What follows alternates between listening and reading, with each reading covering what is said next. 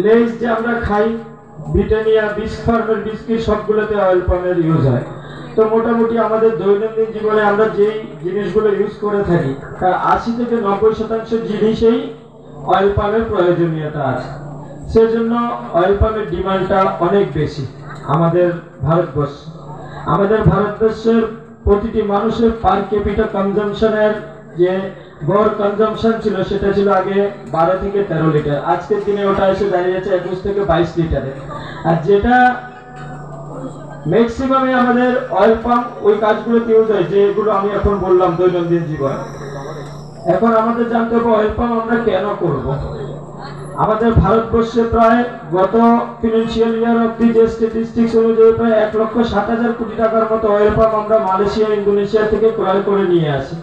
আনার পরে এই যে বিভিন্ন সামগ্রী তৈরির কাজে আমরা ইউজ করে থাকি।